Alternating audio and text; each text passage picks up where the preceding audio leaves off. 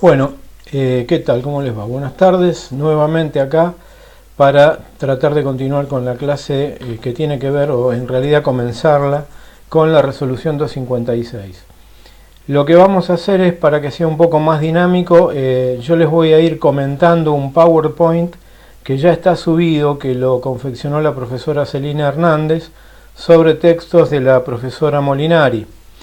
Este PowerPoint lo que tiene es que es un camino, va recorriendo el camino por cuestiones previas que hay que conocer, como qué es un contrato de adhesión, y luego se introducen algunas cuestiones de la resolución 256.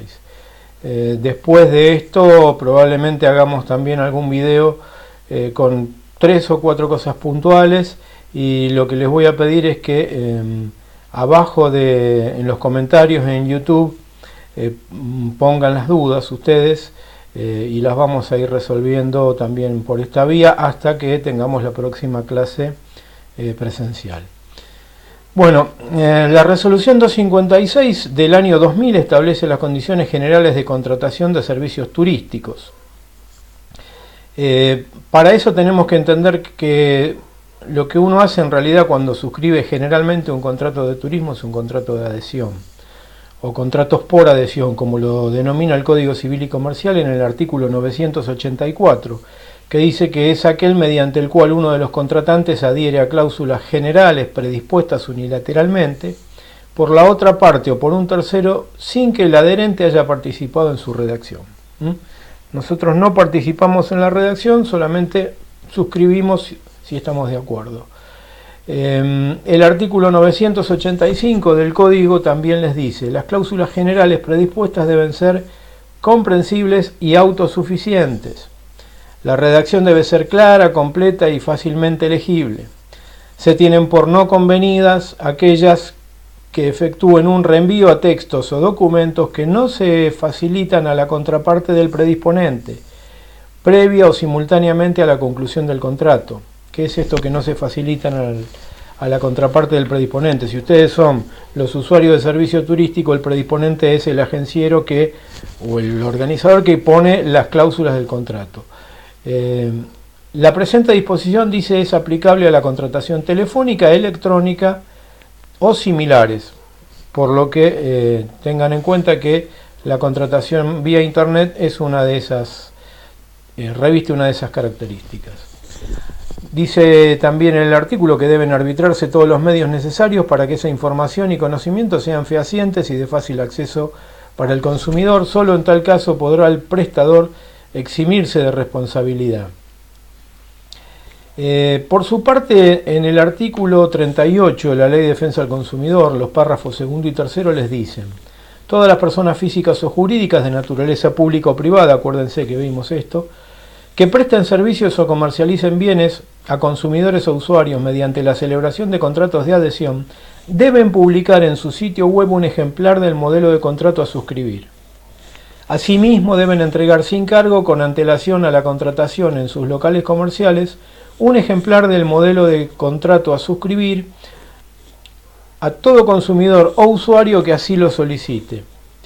En dichos locales se exhibirá un cartel en lugar visible con la siguiente leyenda: comillas, se encuentra a su disposición un ejemplar del modelo de contrato que propone la empresa a suscribir al momento de la contratación. Cierra comillas. Esa es la leyenda que debe exhibirse. Los principios interpretativos, que también habla el Código Civil y Comercial en los artículos 986, cláusulas particulares; 987, cláusulas ambiguas; 988, cláusulas abusivas. En el caso de las particulares, en caso de incompatibilidad, prevalecen las cláusulas particulares. En el caso de las cláusulas ambiguas, se interpretan en sentido del predisponente, en sentido contrario al predisponente, o sea, a favor del usuario. Esto es lo que se conoce también, que está en la Ley de Defensa del Consumidor, en un artículo que es el indubio pro consumidor, en caso de duda a favor del consumidor. Cláusulas abusivas, dice, se tienen por no escritas. Son cláusulas abusivas, ¿cuáles son? Las que desnaturalizan las obligaciones del predisponente. las que importan renuncia o restricción a los derechos del adherente, o sea, de quien suscribe como usuario consumidor, o amplían derechos del predisponente que resultan de normas supletorias.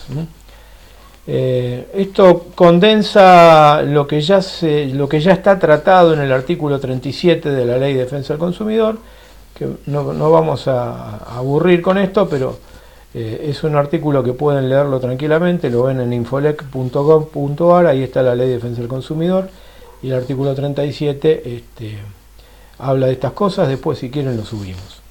El artículo 988 agrega la categoría de las cláusulas sorpresivas, son las que por su contenido, redacción o presentación no son razonablemente previsibles. Ahora hablamos de facultades judiciales, esto está en el 37 último párrafo de la Ley de Defensa del Consumidor. Fíjense lo que dice. En caso de que el oferente viole el deber de buena fe en la etapa previa a la conclusión del contrato o en su celebración, o transgreda el deber de información o la legislación de defensa de la competencia o de lealtad comercial, el consumidor tendrá derecho a demandar la nulidad del contrato o la de una o más cláusulas. Bien, según el artículo 989 del Código Civil y Comercial y también en parte del 37 que acabamos de ver, de la Ley de Defensa del Consumidor, dice: cuando el juez declara la nulidad parcial del contrato, simultáneamente lo debe integrar, si no puede subsistir sin comprometer su finalidad. O sea, si el juez anula una cláusula del contrato y el contrato con esa cláusula anulada igualmente es un contrato lógico que se pueda cumplir, no hay problema. Si cuando anula esa cláusula el juez declara la nulidad parcial, ¿no?, del contrato porque anula una cláusula, el contrato no puede seguir funcionando en forma normal o no se puede cumplir acabadamente, el juez tiene lo que se conoce como la facultad de integrar el contrato, integración, que vendría a ser reformular ciertas partes del contrato para que el contrato siga teniendo vigencia y efecto. Y dice: la integración del contrato por el juez tiene pues carácter excepcional, esto lo dice ya la profesora, solo se justifica si se arruina la finalidad del contrato. ¿Se entiende esto, no?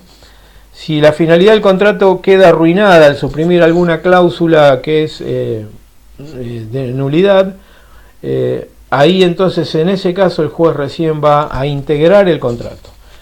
Mientras se pueda evitar que el juez toque el contrato, solamente que con suprimir una cláusula siga teniendo vigencia, operatividad y sea un contrato lógico y fácil de cumplir, o por lo menos cumplible, el juez no tiene que meterse, no tiene que intervenir. Digamos que entonces el juez integra el contrato de manera excepcional. La aprobación administrativa de las cláusulas generales no obsta a su control judicial. ¿Qué quiere decir esto? Que si la Secretaría, en el caso nuestro del tema turismo, si la Secretaría de Turismo de la Nación aprueba las cláusulas de determinado contrato, modelo, contrato tipo, eso no quiere decir que no se pueda revisar judicialmente, porque la Secretaría de Turismo de la Nación puede interpretar una cosa que va en contra de la Ley de Defensa del Consumidor o el Estatuto del Consumidor, y en ese caso el juez va a ordenar la situación y va a hacer que prevalezca la norma que tiene preeminencia o rango superior, que primero es una ley sobre una resolución, en tal caso, o sobre un modelo de contrato en el otro, y además porque es una norma de carácter que tiene el carácter de orden público. Como ustedes ya saben, muchos de los artículos, la mayoría de las normas que están en la Ley de Defensa del Consumidor son en principio son de orden público porque son protectorias. Tratan de establecer un nivel o nivelar entre la parte más débil de la relación jurídica, que es el usuario consumidor, y la parte que se supone que es la más fuerte, que es el empresario. En el caso nuestro sería el empresario de turismo. Bueno, ahora vienen los artículos de la resolución 256. Yo esto no se los voy a dar porque es leer textualmente la resolución, que ustedes la tienen ya subida. Lo que vamos a hacer es en el próximo video, para que este no se alargue tanto, porque se está por cortar, lo que vamos a hacer es analizar algunas contradicciones o algunas cuestiones que tiene el anexo 1 de la resolución, que es el que establece los términos y condiciones, con las normas en general. Seguimos en el próximo.